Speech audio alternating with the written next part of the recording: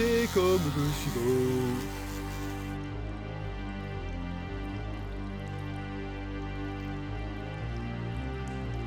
Pour préparer mon retour triomphal, il va falloir frapper fort, très fort. Le ciment explorateur, ce doit être impeccable, la perfection même de YouTube. J'ai déjà fait mes notes après un visionnage rapide de quelques vidéos de ce fourbe, dont il est grand temps de rétablir la vérité vraie. J'ai effectué plusieurs vérifications et selon ChatGPT, mes chances de réussir sont très élevées. Oh oui!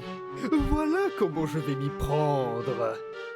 Je vais commencer par Town with No Name, détruire son argument un à un, dire que le jeu est une pépite de l'humour avant-gardiste. Puis, trouver ces deux imposteurs de sorciers pour les remettre sous les verrous. Après tout, n'ont-ils pas abusé de la limite imposée par l'inspiration autorisée que pouvait porter le modèle original jouissant de sa notoriété discutable dans un monde monotone constatant la disparition de la diversité? En clair, je vais les dégommer. Ensuite, je terminerai avec Malice. Cette petite déesse regrettera d'être sortie du purgatoire pour se voir être réhabilitée par ce grand fumier. Je ne me laisserai jamais de ce moment. Mon plan n'a aucune faille. Bon, si je veux battre le plus vite possible Ben, je dois y aller tout de suite. Tiens-toi prêt, mon canard, pendant que tu t'aventures sur le chemin de la défaite. Moi, je serai en pleine ascension pour la victoire.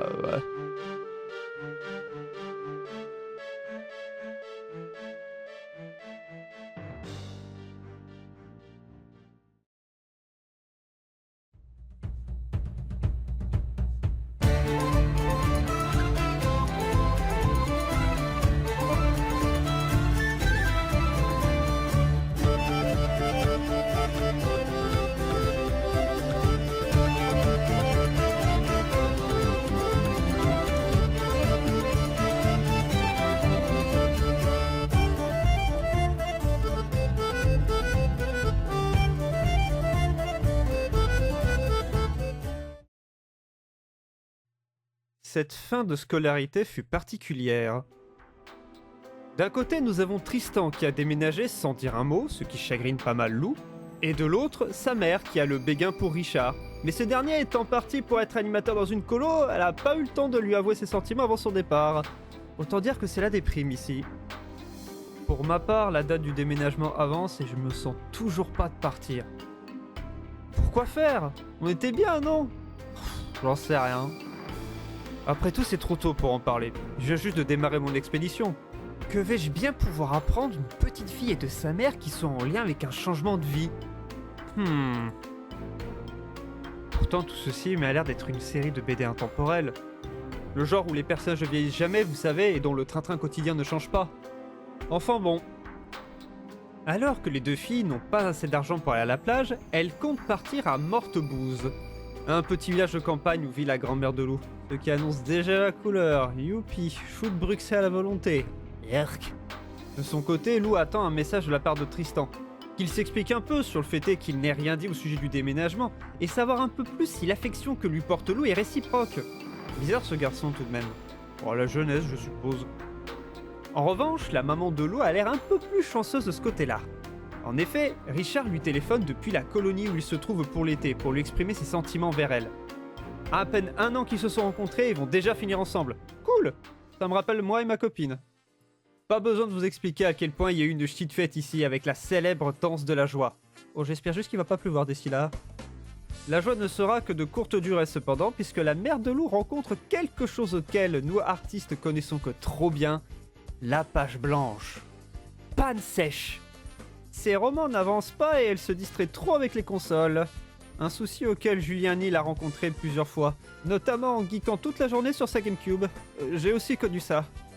Lou décide donc de se plier en quatre pour faire en sorte que sa mère se bouge à air-train, ce qui ne sera pas évident. J'en profite pour demander à Lou si elle a eu des nouvelles de Tristan.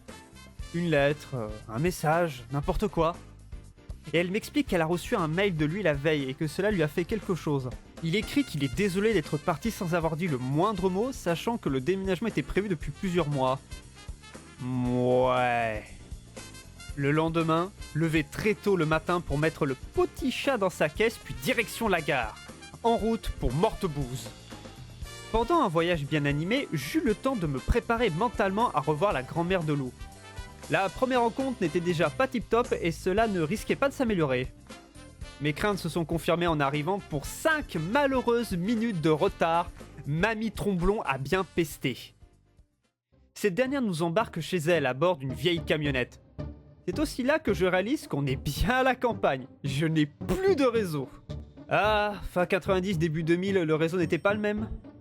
L'aller jusqu'à la maison m'a permis de voir un peu plus Mortebouze. Et je dois avouer que ce village porte mal son nom. Je m'attendais à un village pittoresque, mais ça a l'air relativement chaleureux. Je veux dire, de la verdure, des maisons en pierre, pas beaucoup de monde, relativement calme. Cela m'évoque un souvenir. Pas si lointain, avant que je déménage pour l'agglomération. Je vivais dans un petit village comme celui-ci, avec le même genre d'ambiance, de calme. C'est bizarre, mais en y repensant, cela m'évoque un sentiment de nostalgie, le genre qui fait du bien, me rappelle du bon temps. Bon, profitons-en parce que visiblement l'ambiance chez Mamie Tromblon n'est pas au rendez-vous, vu comment elle est aussi agréable avec son voisin. Pas besoin de vous expliquer que le ton est vite monté avec la mère de Lou, mais le plus terrible dans tout ça, c'est qu'elle nous a préparé des repas à base de choux de Bruxelles. Je déteste le chou de Bruxelles. Je trouve cela écœurant. Donc, en plus de passer des journées pourraves, on se fait empoisonner. Super! Les quelques moments de répit se font à l'extérieur ou dans l'ancienne chambre de la mère de Lou. Chambre qui n'a pas bougé d'un poil depuis son départ d'ailleurs. C'est dommage pour un village comme ça, aussi paisible qui donnerait envie de partir se balader sous un super soleil et un beau temps, de devoir entre-temps supporter les disputes en famille. Je me dis qu'un jour il risquerait d'y avoir un mot plus haut que l'autre. Eh bien ça a pas loupé. Mamie Tromblon reprochait tellement de choses à sa fille que ses propos ont légèrement dérapé et qui ont blessé Lou. Celle-ci lui rétorqua « Désolé d'être venu au monde ». J'ai senti que, malgré tout, sa grand-mère s'en voulait de laisser passer une telle chose. Cette maladresse s'accompagnera ironiquement d'un moment d'accalmie. Ah, enfin le silence. Un moment suspendu qui m'aidera à réfléchir un peu plus en ce qui concerne mon déménagement. J'ai encore du mal à voir en quoi les histoires de Lou pourraient m'aider à y voir un peu plus clair. Et même s'il est vrai que ce retour à la campagne prouve que cela m'avait bien manqué, est-ce que la grande ville me manquerait autant ? Je sais pas. Puis l'absence de connexion de réseau ici m'empêche de faire la moindre recherche sur cette BD ou de contacter qui que ce soit. En repensant à mon ancien village, ça me renvoie à mes premières vidéos. Mon Dieu, comment je faisais n'importe quoi! Tellement de sujets, de propositions tellement aléatoires que je me rendais pas compte de ce que je faisais. J'étais en quête d'une identité, d'une idée, alors que j'avais tout sous les yeux depuis le début. Ah, ce redémarrage a été très bénéfique pour ma chaîne. Enfin, je me sens bien avec quoi. Ah. Ouais, mais pour revenir au déménagement, je sais pas. Une fois ce moment de tranquillité terminé, je retourne voir la compagnie créole. Le ton est toujours aussi haut, mais voilà qu'une surprise attend la mère de Lou. Ce soir, nous aurons un invité, un certain Clément Fifrelin. Je n'ai pas la moindre idée de qui il pourrait s'agir et je ne tarderai pas à le savoir puisque cette dernière m'explique qu'il s'agissait tout simplement d'un gros lourd dont elle se passerait bien. Elle se l'est coltinée tout le long de sa scolarité.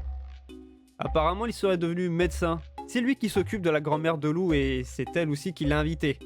Bah voyons. En parlant de Lou, ça fait un moment que je l'ai pas vue. Eh bien la voilà qui débarque en paniquant. Celle-ci, d'abord essoufflée, m'explique qu'elle a rencontré un garçon pendant qu'elle était partie se balader, se reposer dans l'herbe. J'avais remarqué que Lou n'avait pas l'air d'aller bien. Elle passait son temps à déprimer. Disons que son grand amour n'a pas l'air d'avoir plus de considération que ça. Pendant que j'y réfléchissais, la nuit finit par tomber et Clément Fifrelin fit son apparition. Assez éloigné du cliché du gros boutonneux, à cause de l'acné auquel j'ai été épargné, Et je me retrouve face à un mec qui s'est fait refaire le visage et peut-être plus. À parier qu'il a un cul en plastique. En revanche, il a l'air ahuri. Le genre à tout prendre de haut. Loin de moi l'idée de critiquer quelqu'un qui, d'un point de vue sociétal, monte les échelons. La soirée se passe étrangement bien. Nous avons même eu droit à un plat exclusif pour cette soirée. Choux de Bruxelles. Heureusement que ce cher Clément était là et qu'il aime les choux de Bruxelles, hein? Non, mais je... Si, t'aimes les choux de Bruxelles, tu vas prendre mes choux de Bruxelles. Et contre toute attente, je n'ai pas masse de choses à dire. Si ce n'est que cela fait du bien quand la famille ne se hurle pas dessus.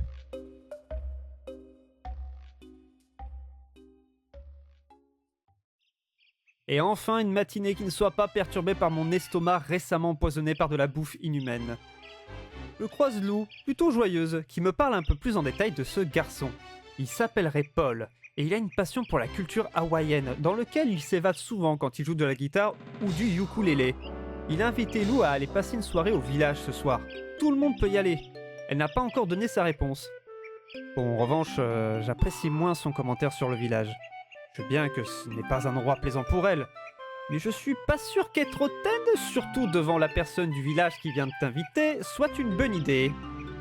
Bien sûr, les glissades ne s'arrêtent pas là, puisque sa mère a accepté une invitation de Monsieur Q en plastique, Clément Fifrelin, ce qui n'a pas manqué à Lou de penser que sa maman avait oublié Richard. Je suis moi-même assez étonné qu'elle ait voulu le revoir après ce qu'elle m'a raconté sur lui, jusqu'à ce qu'elle m'explique que c'est uniquement pour la bouffe gratuite. Et l'apothéose, c'est Mamie Tromblon qui débarque et ça repart en engueulade. Oh mon Dieu! Le soir arrive. Lou et moi décidons d'aller voir cette fête pendant que sa mère est partie avec Steve Clément au restaurant. L'ambiance des festivités est chaleureuse et je m'y sens bien. La joie des attractions arrive à m'atteindre. Ça fait longtemps que j'avais pas vu autant de monde aussi heureux. De profiter de l'instant sans se soucier du quotidien anxiogène que peut être la société moderne. Un point que j'accorde à la campagne, là où en ville j'ai souvenir des gens méfiants et pas franchement sympathiques. Alors que la fête se poursuit, Lou présente ses excuses à Paul à la suite de ses propos du matin. La hache de guerre étant enterrée, on peut s'amuser. Pendant ce temps, Paul me parla et me dit quelque chose qui m'a un peu troublé. Je me doute que les univers où je vais, peu importe le support, sont conscients du monde qui l'entoure, le vrai monde. Celui-ci m'expliqua que je ne suis pas le premier explorateur à venir ici et ne serai nullement le dernier. Il fut un temps où Lou et ses amis recevaient beaucoup de monde de tout genre, tous différents, mais reliés par un univers en commun, la curiosité des bandes dessinées Lou. Mais du coup, savent-ils ce qui se passera dans le futur? Jouent-ils la comédie comme dans une pièce de théâtre pour me faire croire des choses qui ne sont plus authentiques depuis longtemps? Non. Je pense surtout qu'ils ont cette certitude que quelqu'un viendra, mais comme prisonniers dans une boucle temporelle, capturés par les images dessinées, figeant le temps, ils ne connaissent pas leur futur. À moi de le découvrir pour eux. La fête se poursuit plus loin dans la nuit, mais il se fait déjà très tard et le séjour ici s'achève bientôt. Nous décidions de rentrer lorsqu'au même moment, nous entendions une voix féminine parler fort mais avec un ton alcoolisé. Et bah c'était la mère de Lou qui rentrait de s'asseoir avec Clément Fifrelin.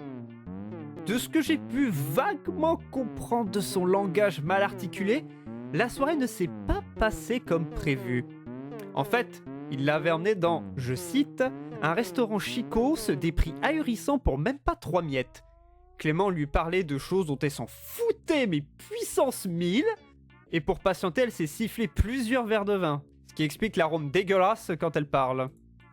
Le médecin a ramené la mère de Lou chez Mamie tout en lui déclarant son amour pour elle, qu'elle ne s'était pas gênée de le repousser et de le traiter de gros naze.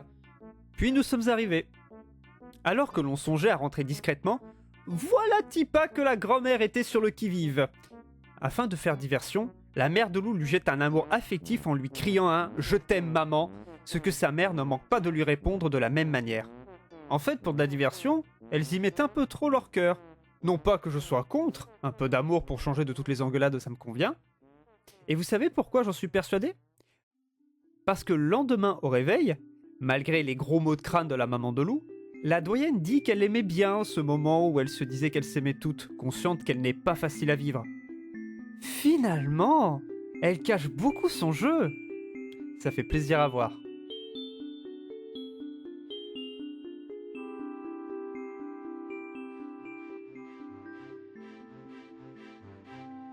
Ce séjour se finira sur une note positive malgré tout. Plus trop de chamailleries. L'écriture de Sidera a repris de plus belle et il était grand temps pour nous de regagner la ville. Et vous savez quoi ? Regagner la vie citadine en quittant ce petit village de campagne m'a laissé un gros sentiment de nostalgie en moi. Je me revoyais 4 ans en arrière, à la même place. Ai-je bien fait de partir ? Il est vrai qu'au fond, mon patelin me manque. Le changement avait été si soudain, si brutal. Je ne pensais pas que le dépaysement m'atteindrait à ce point, et ce malgré l'avertissement d'un vieil ami de collège que je surnommais Rayman. À l'arrivée, Richard nous attendait.